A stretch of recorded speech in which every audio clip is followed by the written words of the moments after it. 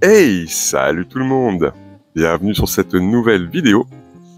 Aujourd'hui, je vous propose de faire un dernier petit tour de mes colonies qui partent en diapause. Du coup, j'en ai 8. 8 qui partent en diapause. J'aurais dû en avoir un peu plus, mais malheureusement, j'avais 3 petites fondations de l'Azus emarginatus. Et j'en ai 2 qui sont décédés. La Gine est décédée. Il y en a une, c'était celle de l'année dernière. Il y avait elle galérait de ouf. En fait, il y avait une Gine et 3 ouvrières. Et, elle a fini par décéder, la Gine. Et celle de cette année où j'avais essayé une petite expérience. Malheureusement, la Gine aussi est décédée. Alors là, justement, là, c'est la colonie survivante de l'Azus emarginatus. Donc, qui date de l'année dernière, d'essaimage, et qui se porte très bien. Franchement, pas de soucis, qui a eu du mal à démarrer, moi je trouve un petit peu cette année. Mais bon, je vois qu'il y a un beau petit couvain. Bon, après, le tube est bien dégueulasse. Il y a des grosses distorsions au niveau du verre, malheureusement. Donc c'est vrai que c'est pas forcément évident de voir ce qui s'y passe à l'intérieur. Mais en tout cas, je vois qu'il y a du couvain. Régulièrement, des petites ouvrières aller faire des tours dans l'ADC, donc on voit bien. Donc du coup, elles partent en diapause. Allez, on passe chez les Camponotus lateralis. Donc ils sont arrivés à la maison, il y avait de mémoire, je crois, 5 ou 6 ouvrières à tout casser. C'était très mou. J'ai essayé de les déménager. Là, c'est le tube dans lequel elles sont arrivées. Bien dégueulasse. Elles ont fait squatter une blatte vraiment au fond du tube, donc j'arrivais pas à la déloger. Elles veulent pas déménager. Mais bon, il y a du couvain, il y a des larves, et elles sont 9. Donc, une légère évolution. Donc là, pareil, elles vont partir en diapause en espérant que l'année prochaine sera plus prolifique, parce que c'est vrai que c'était un petit peu mou du genou. Bon, après, c'est vrai que je les ai reçus en fin de printemps, début d'été, on va dire. Voilà. Mais bon, pour l'instant, c'est une toute petite fondation, et j'aimerais bien qu'elle se développe parce que franchement, je la trouve vraiment très belle. Vraiment une très belle espèce. À voir par la suite. Allez, on passe chez les Camponotus Fetchenkoi. J'ai eu un petit moment de flottement. Donc là, c'est la première Gine que j'avais reçue au début d'hiver dernier, si je dis pas de bêtises. Elle est arrivée en Gine seule. Très régulièrement, elle mangeait son couvain. Ça a été une grosse galère, vraiment. Les ouvrières ont fini par arriver à maturité, mais ça a été vraiment très compliqué. Là, actuellement, il y a 6 ouvrières. Il y a du couvain, aussi bien de la ponte que des larves. Donc ça, c'est quand même assez cool. Tous les cocons ont éclos, donc à voir ce que ça va donner pour la saison prochaine. J'espère vraiment que ça partira, quoi. Franchement, ça serait cool, quoi. J'ai 2 colonies et celle-ci est assez marrante, je trouve, en termes de coloration. Elle est beaucoup plus transparente. Après, j'imagine que comme c'est les premières générations d'ouvrières, c'est un peu normal. Mais ouais, déjà une très belle espèce qui m'a mis, qui m'a laissé quand même pas mal de petites frayeurs cette année, soyons honnêtes. Allez, on passe sur la deuxième colonie, fondation de Camponotus Fetchenkoi. Donc elles sont arrivées en Gine seule. C'était fin juin, si je dis pas de bêtises, mois mi-juin, un truc comme ça.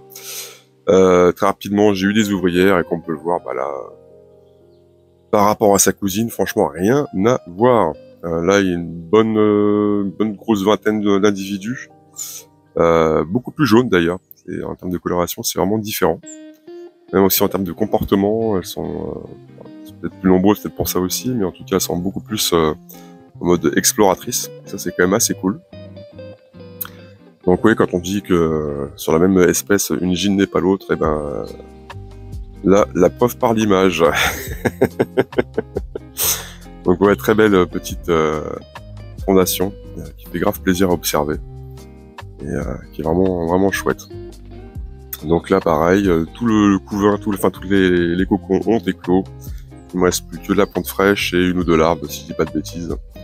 Donc prête à passer une bonne diapause et à revenir en force pour au printemps prochain. J'ai hâte de voir ce que ça va donner tout ça. Les petits médias, les petits majors là, chez cette espèce sont vraiment magnifiques. Donc je pense que ça va être vraiment très très chouette. En tout cas, une gine bien prolifique. Allez, on passe chez les Messor Barbarus. Les petites Messor, donc, qui, franchement, se sont très bien développées. Fin de diapose l'année dernière, c'était moins d'une vingtaine. Voilà, comme d'hab, je suis très mauvais pour dénombrer les populations, mais je dirais qu'elles sont une grosse cinquantaine actuellement. Puis ce qui est cool, c'est que du coup, j'ai un petit peu tous les stades d'ouvrière, quoi, aussi bien de la grosse major que la toute petite minor. Donc ça, c'est quand même assez cool. Et j'avais un doute pendant un moment sur l'espèce exacte, parce que je voyais vraiment aucune coloration rouge au niveau de la tête. Et en fait, ouais, chez les grosses majors, on voit que il y a un beau bordeaux assez prononcé, donc ça c'est quand même assez cool. Donc du coup, il n'y a plus de doute permis. Alors ça, c'est leur petit stock de graines, c'est assez marrant parce que du coup, c'est un tube sec, un tube humide, et font des allers-retours. Un coup, elles les mettent dans la gamelle, les graines, un coup un petit peu sous la pierre, et un coup dans le tube sec. Donc ça, c'est quand même assez marrant. Et là, justement, à l'image, on peut voir ces beaux petits majors là avec ces belles têtes bien bordeaux. C'est franchement magnifique. Donc, ouais, une espèce que j'observe très, très souvent en ce moment. C'est vraiment sympa, je trouve. Il y a toujours un truc à regarder. Donc là, ça y est, je les ai habitués à la lumière depuis quelques mois, donc maintenant, ça y est, c'est plus la panique à bord dès qu'on met la lumière pour l'observation. Donc c'était quand même assez cool. Là, malheureusement, vous verrez pas la gine parce qu'elles se sont mis en tas. Donc, en tout cas, elles sont prêtes pour la diapose. Allez, on passe chez les Camponotus cruentatus. Une des plus belles endémiques de nos régions, je trouve. Elle est vraiment magnifique. Donc ouais, très belle année aussi pour elles. Vraiment eu aucun souci. Elles sont sorties de diapose, elles étaient une dizaine. Là, comme on peut le voir, je pense qu'elles sont une bonne cinquantaine. Facile. En termes de couvain, pareil. Plus de cocon, il reste plus que de la ponte fraîche et des petites larves. Donc pareil, elles sont parées. Et du coup, ce qui est assez marrant, c'est que là, du coup, j'ai baissé j'ai coupé petit à petit les tapis de chauffe. Là, actuellement, elles tournent à 17 degrés. Et l'endroit où je vais les poser, elles sont à peu près à 11. Ça dépend des courants d'air, on va dire. Entre 11 et 10. Après, j'ai quand même mis je vais quand même mettre un petit tapis de chauffe par la suite. Pour pas que ça descende en dessous de 8 degrés quand même, histoire que ça soit pas trop dangereux. Et en tout cas, là, ce qui est marrant, c'est qu'on peut voir que elles sont un peu au ralenti. Vraiment deux de tension. D'habitude, c'est une espèce qui est quand même assez speed, assez énergique. Et là, même squattée sur les parois de verre, on voit qu'elle galère un petit peu, donc c'est assez marrant, quoi. Les voir un petit peu comme ça, léthargique. Donc en tout cas, ouais, je vois que la descente de température en douceur, c'est quand même bien passé pour elle. Il y a vraiment aucun souci. Ouais, je trouve que c'est vraiment une très très belle espèce. Cette coloration et ces petits duvets dorés sous le gastre, là, quand on les observe avec une bonne lumière, c'est quand même assez sympa. Vraiment chouette, quoi. Très très belle espèce. Donc du coup, pareil, j'ai hâte de voir ce que ça va donner l'année prochaine. Espérons que la diapose se passe bien. Allez, on passe chez les Camponotus liniperda, ma toute première espèce que j'ai reçue, qui sont sorties de diapose l'année dernière, si je dis pas de bêtises, enfin début d'année. Si je dis pas de bêtises, je crois qu'elles étaient moins d'une dizaine, il me semble. Ouais, c'était une dizaine. Elles ont eu une très très belle saison, surtout pour une espèce qui a quasiment 6 mois de diapose dans l'année. Franchement, très très belle saison. J'ai vu apparaître le premier tout petit major. Je pense que c'est un beau média à mon avis, quand on voit la tête. Et c'est vraiment une espèce qui est vraiment massive. Durant toute la saison, à chaque fois que je voyais une nouvelle ouvrière, je me disais c'est une média. Parce qu'elle était beaucoup plus balèze, mais en fait non, pas du tout. Et quand la première média est arrivée, j'ai vraiment vu la différence. C'est vraiment des têtes bien massives. Là, c'est vraiment juste une ouvrière qu'on peut voir à l'image. Voilà, là on voit la média, on voit tout de suite la différence, ça... Y a pas photo. Donc ouais, très très belle espèce. Bon là du coup, très molle du genou. Mais ce qui est assez marrant, c'est que j'observe assez régulièrement deux ouvrières qui squattent un peu la l'ADC. Donc ça c'est quand même assez marrant. Donc oui, là, du coup je l'ai pas stipulé, mais comme pour toutes mes espèces, dans l'ADC à chaque fois c'est liquide sucré et abreuvoir d'eau. Donc le liquide sucré j'en ai mis juste une petite écuelle. Je verrai à midi à pause s'il y a besoin de remettre. Pareil aussi, j'ai réhumidifié tous les nids qui avaient besoin d'être humidifiés. Et histoire que je les dérange pas trop, quoi. Je fasse juste un petit check dans un mois et demi, voir comment ça se passe. Et puis voilà. Et bien maintenant on passe aux Camponotus sanctus, donc qui sont arrivés l'année dernière en ginsol. Il y avait 2 cocons à son arrivée, elle a mangé un des 2 cocons. Il restait juste une ouvrière vraiment rachétique qui manquait une antenne, c'était assez marrant. Et du coup, j'avais pris le parti de pas faire de diapose, histoire d'être sûr qu'il n'y a pas de souci, qu'elle se lance vraiment bien. Là, on peut le voir, elles ont eu une très bonne saison. Donc du coup, cette fois-ci, c'est parti pour la diapose. Alors c'est une colonie qui est quand même assez atypique. C'est une gine, déjà quand elle était en gine seule, dès qu'il y avait de la moindre vibration, tout de suite elle se mettait dans la DC, elle partait voir ce qui se passait. Et écoutez, je sais pas si c'est génétique ou autre, mais en tout cas la colonie fait exactement pareil.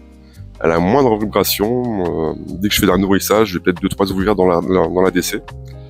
Et dès la moindre vibration, en fait, tout de suite tout le monde sort. Et la gine aussi d'ailleurs, c'est assez marrant. La gine aussi à chaque fois sort. D'ailleurs, voilà, vous pouvez la voir. Là, je vais bouger le nid pour faire les prises de vue et tout de suite elle est sortie voir ce qui se passait. Et à chaque fois elle fait un petit tour d'ADC puis elle repart dans le nid, quoi. Donc c'est assez marrant. Et c'est pareil pour la plupart des ouvrières. Donc ouais, vraiment un comportement assez atypique en tout cas par rapport à mes autres colonies, les autres espèces. C'est vraiment la seule qui me fait ça. Et d'ailleurs, ce qui me fait dire que par la suite, les nourrissages vont être de plus en plus compliqués avec elle. Parce qu'elles sortent et elles lâchent pas, quoi, vraiment. Et comme si, je sais pas, comme si elle sentait le truc arriver, à chaque fois, c'est toujours sur les gamelles qu'elles viennent. Voilà, donc là, vous pouvez voir l'endroit où je vais les entreposer durant cette diapose. Donc, c'est dans ma cave. Vous pouvez le voir, donc il y a encore un petit étage en dessous. Là, pour l'instant, je les ai mises là. Il y a 2 degrés d'écart entre là et le bas. Donc d'ici 2-3 semaines, elles vont passer en bas pour être sûr qu'elles soient vraiment au plus frais possible. Avec une petite plaque de polystyrène, comme vous avez pu le voir, parce que c'est dans ma cave. Donc pour éviter qu'elles soient dérangées par la lumière.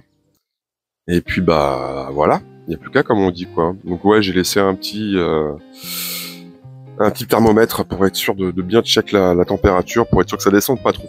Et par la suite, comme je vous l'ai dit, quand elles seront vraiment tout en bas, je rajouterai un petit tapis de chauffe et qui se mettra en route si jamais ça va en dessous de 8 degrés pour être sûr qu'elle passe un hiver tranquille et pas trop au frais.